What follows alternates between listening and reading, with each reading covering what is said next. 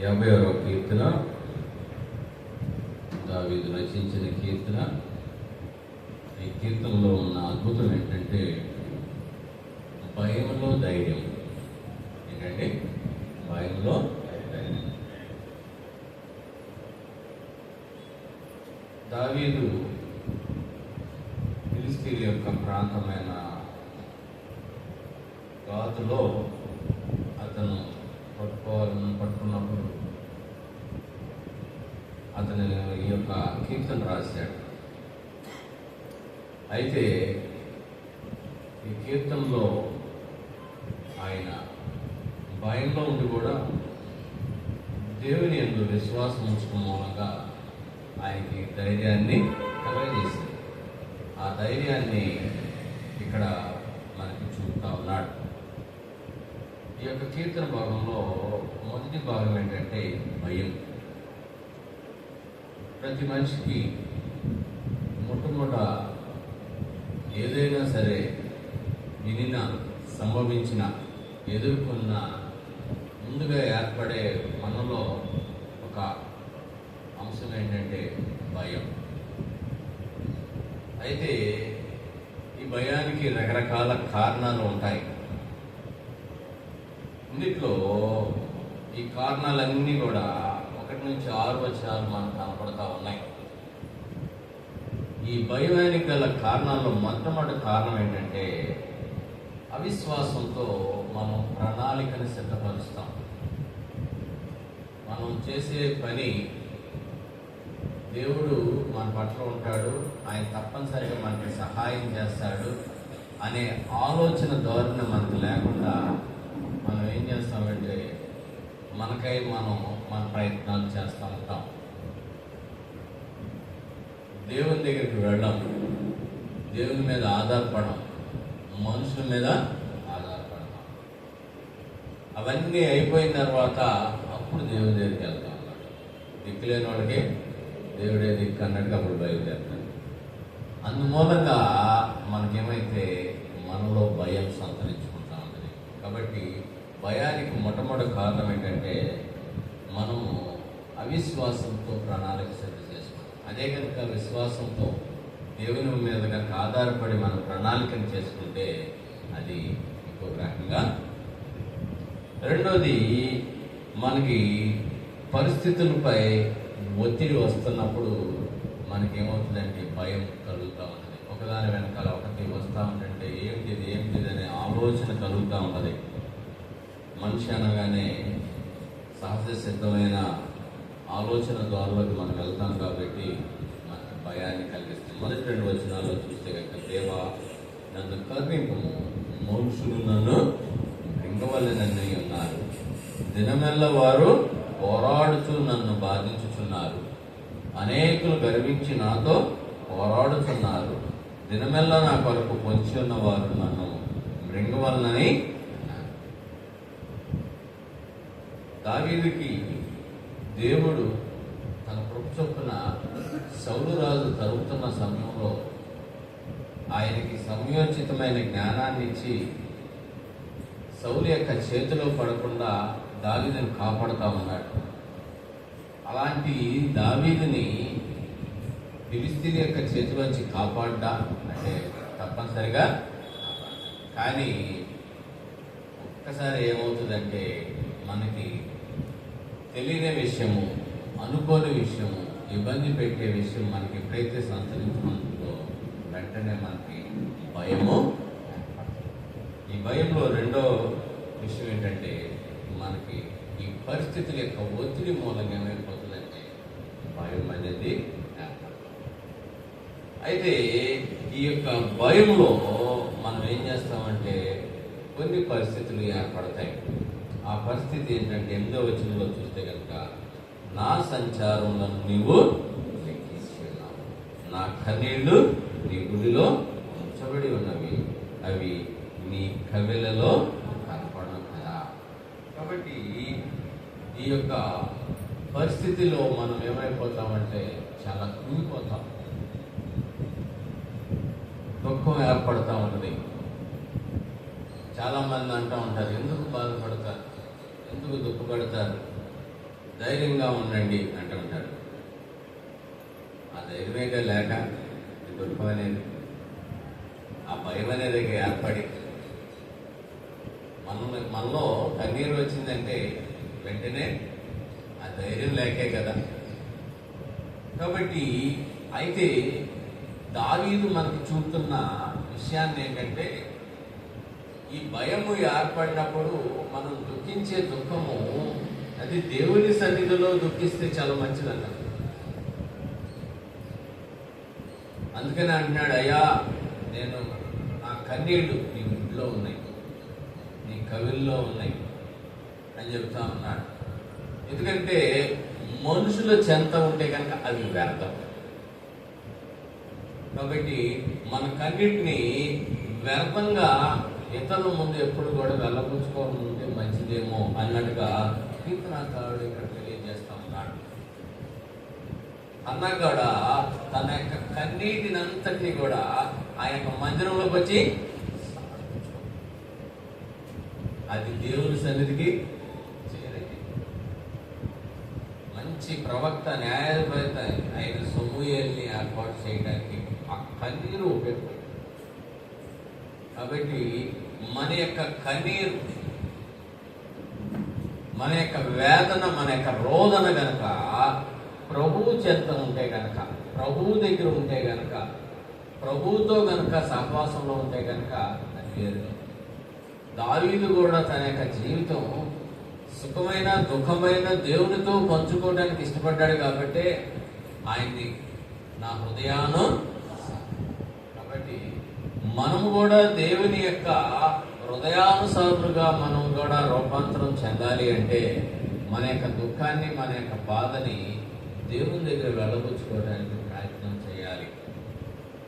రెండో విషయంగా ఏంటంటే, భయం పోయి ధైర్యము ఏర్పడింది.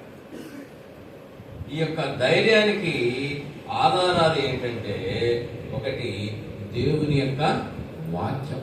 మనం దేవుని యొక్క వాక్యాన్ని కనుక చదివిన, దాన్ని అనుసరించిన మనకేమవుతుందంటే ధైర్యం. కాబట్టి చిన్నప్పటి నుంచి తల్లిదండ్రులు పిల్లలకు నేర్పే మాట ఏంటంటే, ఎప్పుడైనా భయం ఏర్పడినప్పుడు ఏసు రక్తమే భయం అనే మాటని పిల్లలకి అది నేర్పిస్తూ ఉంటారు. కాబట్టి దేవుని యొక్క మాటలు చాలా ఉన్నాయి.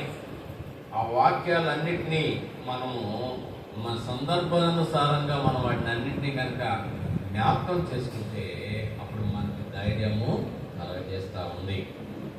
రెండో విషయం ఏంటంటే, దేవుని ఎడల మనం శ్రద్ధగా ఉండాలి. అదే ఇక్కడ ఎదుగు వచనంలో చూపిస్తూ ఉన్నాడు. మనకి ఎంత భయం కలిగినా దేవుని దగ్గర మనం కనుక మొర్ర పెట్టితే, మన కన్నీరంతా కూడా ఆయన దగ్గర మనం పంచుకోగలిగితే అప్పుడు మనకేమవుతుందంటే ధైర్యం వస్తుంది అన్నట్టుగా కీర్తనకారుడు మనకు తెలియజేస్తూ ఉన్నాడు. మూడో విషయంగా ఏంటంటే, ఆయన యొక్క ప్రసన్నత మనకి ఏమైందంటే తోడుగా ఉండాలని కోరుకోవాలి. 9వ వచనంలో చూస్తే కనుక, నేను మొర్రపెట్టు దినమున నా శత్రువులను వెనుకకు తిరుగుదురు, దేవుడు నా పక్షం ఉన్నాడని నాకు తెలియదు. కాబట్టి దేవుని యొక్క ప్రసన్నతలోకి, దేవుని యొక్క సహవాసంలోకి మనం వెళ్తే కనుక మనకేమవుతుందంటే ధైర్యం వస్తుంది అనమాట. ఎలాంటిదైనా సరే ఎదుర్కోగలిగిన శక్తిమంతుడు మన దేవుడు. ఆయన విశ్వాన్ని అంతా సృష్టించిన వాడు.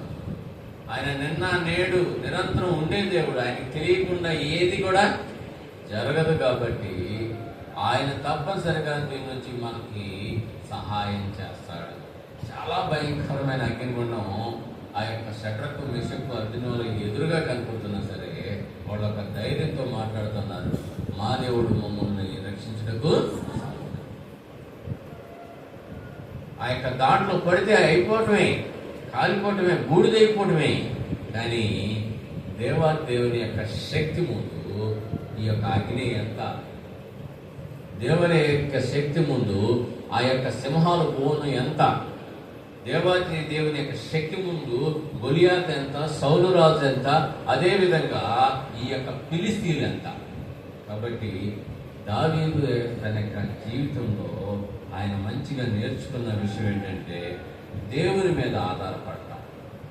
మొదటిగా దేవుని యొక్క వాక్యం మీద శ్రద్ధ ఉంచడం, రెండోది దేవుని వల్ల శ్రద్ధ కలిగి ఉండటం, మూడోది దేవుని యొక్క ప్రసన్నత వైపు తను చూస్తున్నట్టుగా కనపడతా ఉంది. ఈ యొక్క ధైర్యంలో ఇంకొకటి ఏంటంటే ధైర్యం యొక్క రహస్యాలు. అవి 3వ వచనంలో చూస్తే కనుక, నాకు భయం సంభవించు దినమున నిన్ను ఆశ్రయించుచున్నాను.